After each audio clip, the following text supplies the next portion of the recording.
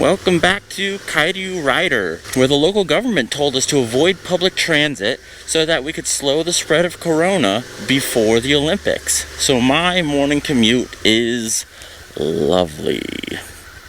I can't believe this is a two-way street. So today I am not on my Tracer 900 GT because my wife got her very first motorcycle. And no, not her first big motorcycle, but her first motorcycle. And for that she got this 2021 SV650. And there's a couple reasons, so let's break it down. The first thing that we have to talk about, why get a brand new one? What's changed? If you were to say nothing has changed about the SV650 since 2016, you'd be about 99% correct. The differences are that this is Euro 5, most of you don't care, and this one has the same brakes as the SV650X, which I believe happened in 2019. The other changes are kind of obvious. Color.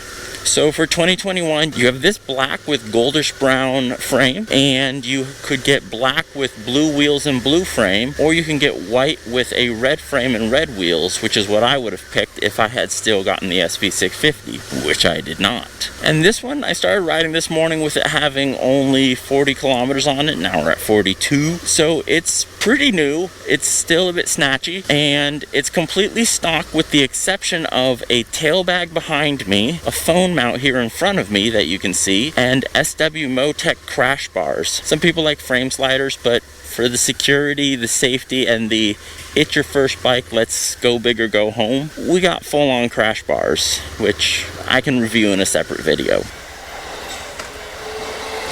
So, as previously stated, she got a 650 as her first bike, and in a country like Japan, where the roads aren't big and the speeds aren't high. Now, as for why she did that, my first bike was an 82 Honda CB650. Now that was a lot of power to get used to. I did take the driver safety course to get my license in Pennsylvania, so I did have a bit of time on a 250 something, whatever they had. So it's not like I jumped straight on a bike that revs to 10,000 RPM. And here in Japan, they have driving school, much like Europe, but without the waiting time that you have in Europe.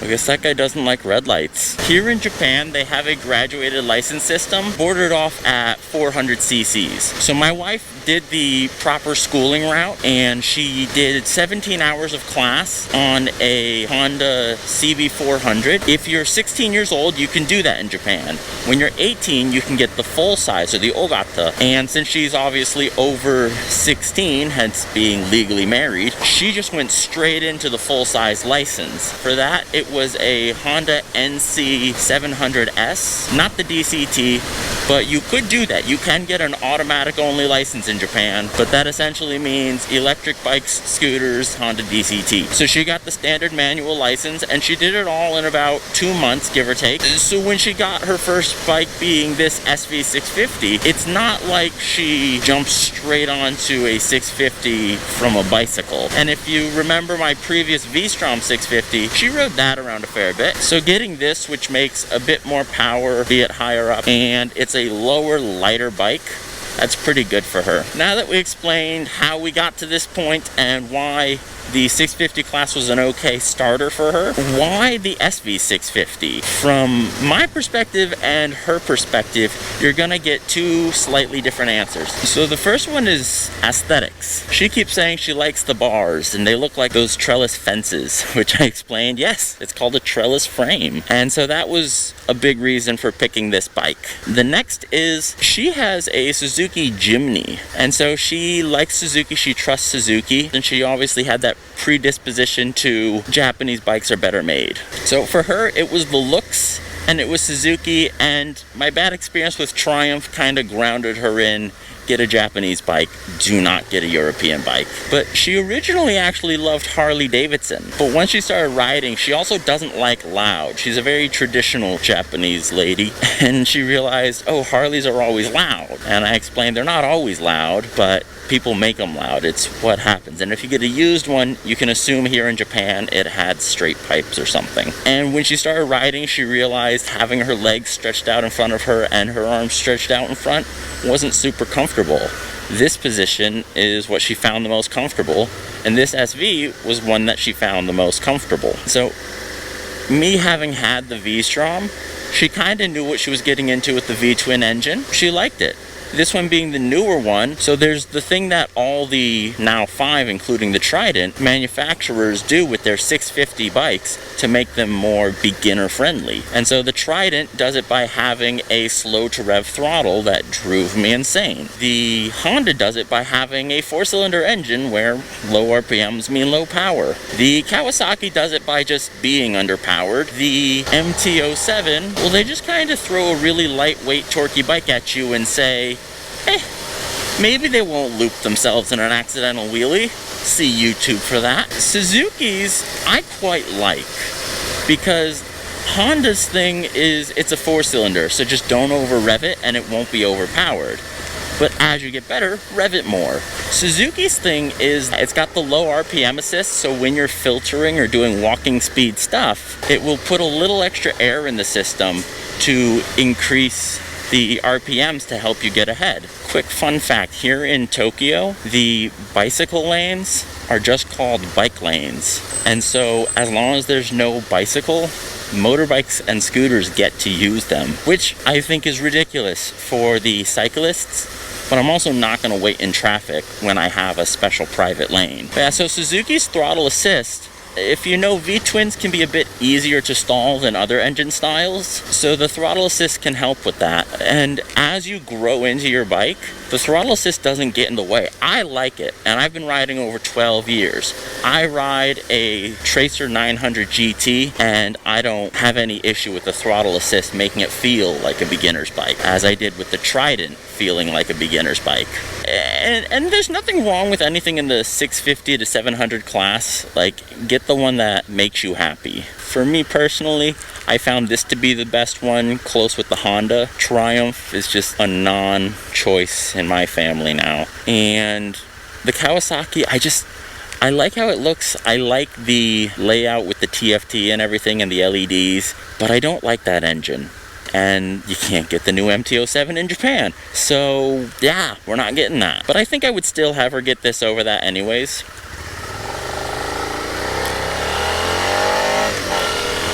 And so, one thing to think about with this bike is if you can hear how good it sounds, that V-twin motor.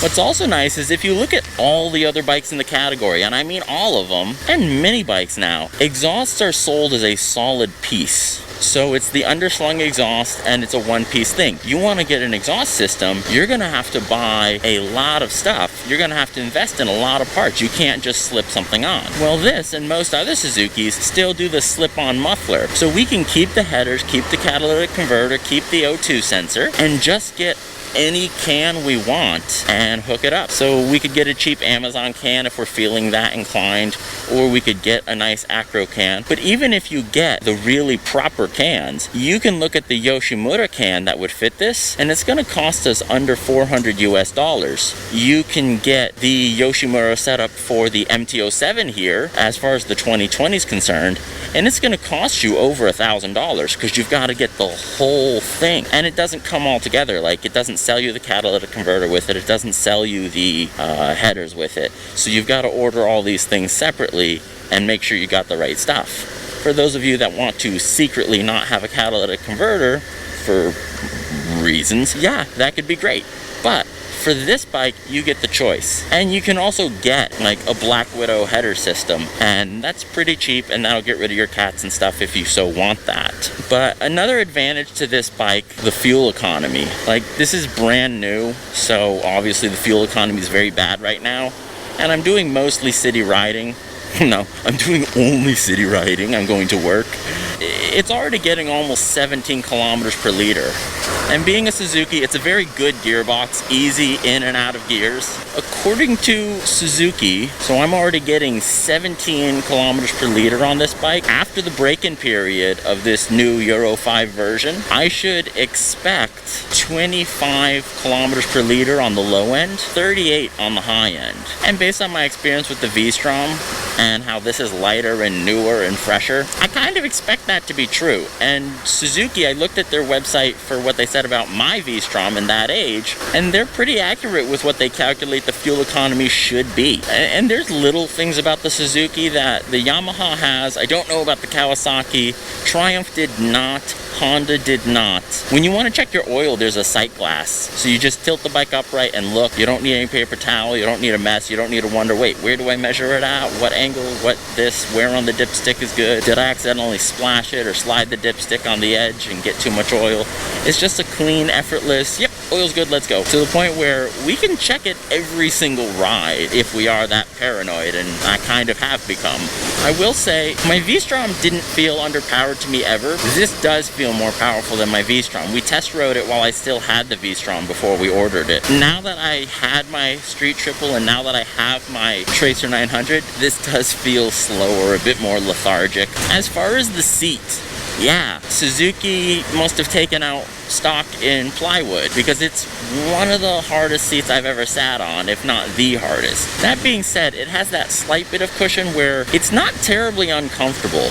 I wouldn't ride from coast to coast in the USA or do a transcontinental tour in Europe with this bike on this seat, but we have figured out how to mitigate that issue. Spoiler warning. And as far as the power figures for the new Euro 5 version of this, if people are worried about it going down like the MT did, it stayed the same, according to Suzuki at least. And again, I tend to trust Suzuki's website, and I have no way to dynograph this bike.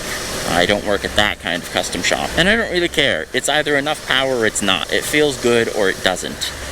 People who are not going to buy the MT-07 because it lost 1 torque and 1 horsepower are ignoring the fact that it's still the torquiest in class and lightest in class. I can't imagine you'd notice. If you rode them back to back, I still can't imagine you would notice. If you can, congratulations.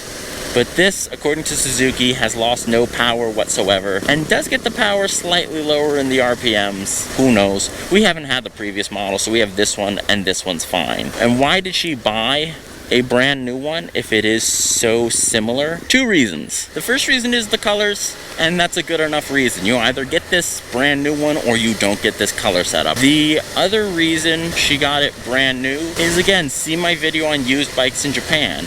We did consider a certified pre-owned Suzuki, but the price difference wasn't good enough to justify getting a used bike. You might as well get a new one and get, you know, the guarantee and the 3-year warranty, which in Japan you get a 2-year factory warranty, and then you get another year for buying from a Suzuki specific dealer. But it's a simple bike. There's no traction control or anything for her to learn to use. There is ABS, and I think it's good enough ABS, especially because she's a new rider and not a crazy rider like me.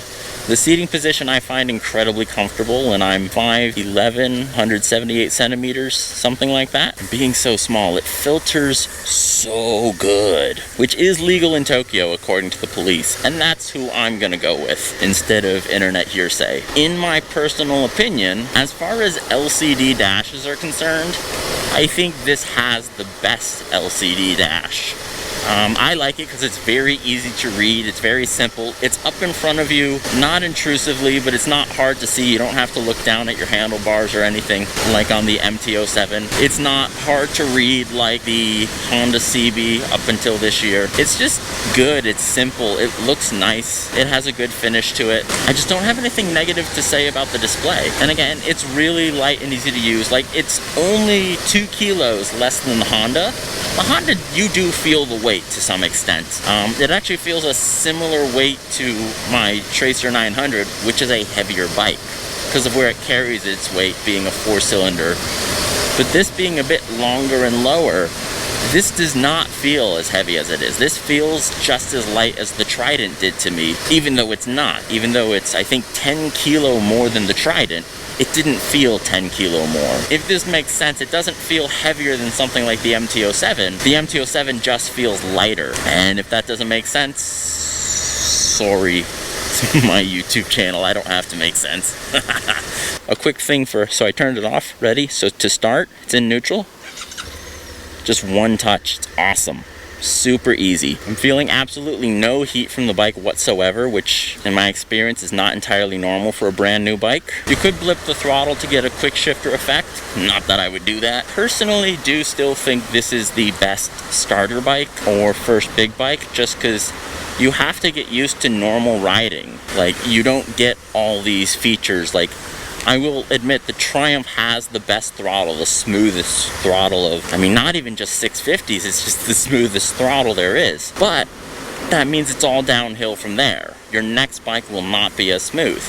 It's got a good traction control system, which means your next bike will not have that maybe. Or if you get one without that, you're not used to it. It has good enough ABS, it has good enough brakes, but your next bike, not that this is bad, will probably be better. So you've gotten used to riding on something like this. Something that is a bit of a snatchy first gear throttle, something that is not covered in creature comforts. So it's more of a learning bike, but that you can grow into. Because again, me at over 12 years of riding, I'm extremely happy on this bike. Because like this, I definitely couldn't do on my Tracer. Or I could, but I wouldn't feel good doing it. I don't know how it looks in the video, but I'm not really that close at all to any of these vehicles. And in something like this, the throttle assist is amazing. But yeah, I would say this is not at all underpowered. There's no windscreen, but it's very quiet, very clean air that you get from it. At risk of rambling on and on and on, yeah, this is a great bike. I can't think of anything I would have had or get besides this. I